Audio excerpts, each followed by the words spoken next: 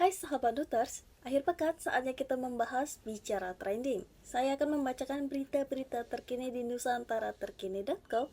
Ada berita apa sih minggu ini? Yuk kita bahas.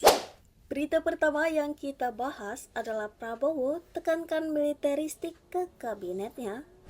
Sahabat Duters, para menteri Kabinet Merah Putih menjalani pembekalan di Akademi Militer Magelang pada 25 hingga 27 Oktober.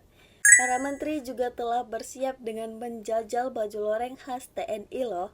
Nah, dari pola loreng yang ditunjukkan, baju tersebut mirip dengan pakaian dinas lapangan yang dipakai anggota komponen cadangan.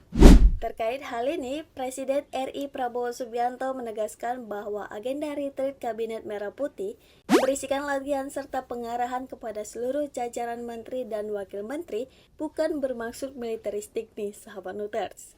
Prabowo menekankan ini merupakan the military way yang biasa dilakukan di pemerintahan bahkan di perusahaan guna menyelaraskan kedisiplinan dan kesetiaan pada bangsa dan negara. Berita kedua yakni keluarga Jokowi disorakin, Kaisang Pangarep menangis, Erina Gudono dihujat habis-habisan. Sahabat Nuters, anak Jokowi disorakin saat menghadiri pelantikan Prabowo Subianto dan Gibran Rakabuming. Alih-alih marah, Kaisang Pangarep malah lempar senyuman.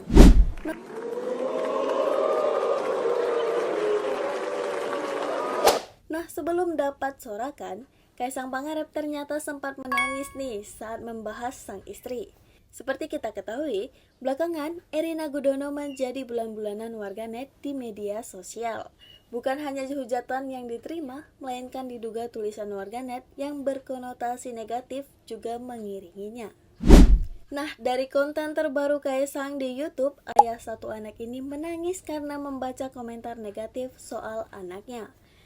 Namun, Kaisang dinilai tak belajar dari hal yang terjadi sebelumnya, terutama dengan ramainya skandal flexing istrinya yang merembet ke mana-mana.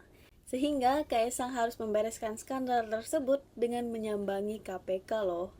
Namun tangisan Kaisang Pangarep malah bikin warganet geram hingga kembali panen hujatan.